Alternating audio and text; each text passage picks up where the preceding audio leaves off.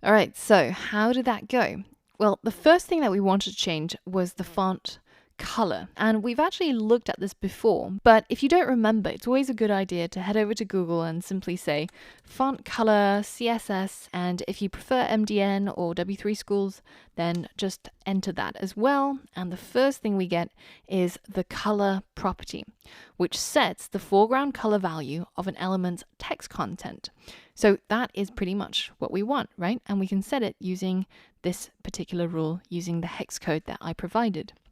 So let's head over to Atom, and inside our H1, let's set the color property to that hex code, which was 66BFBF.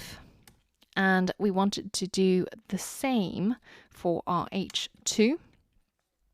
And for our H3, we wanted the color property to be set as 11999E. So now let's hit save, and we can already see the previews of our colors, which is roughly what I expected. So now if we head back to our website, hit refresh, our website is starting to look very, very nice now. And we've styled some of our titles to the colors that we were looking for. So the next one we were looking for was the font weight. So let's search for that and see what we get.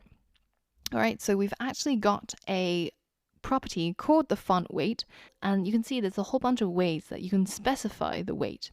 For example, the keyword values or the actually numeric values. So in our case, we actually wanted the keyword normal simply in order to get rid of this bolding here and to de-emphasize this subtitle.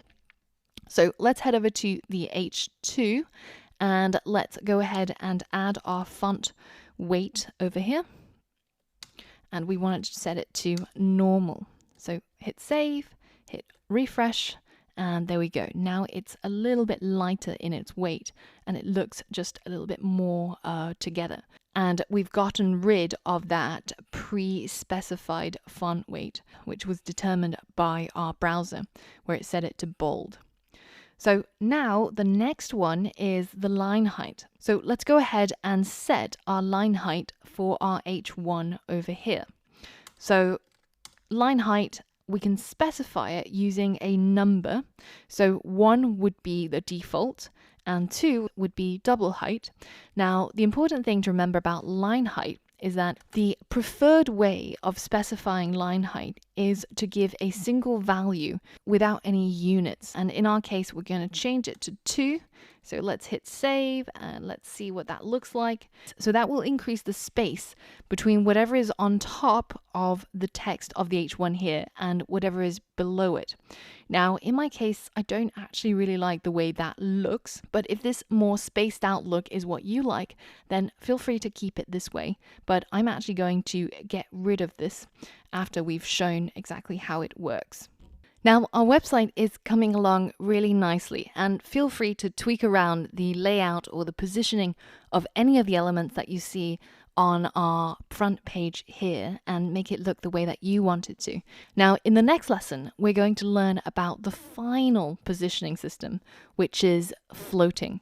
And we're going to use what we learn in order to position our skills blocks to make it look much nicer than the way it looks right now. So for all of that and more, I'll see you on the next lesson.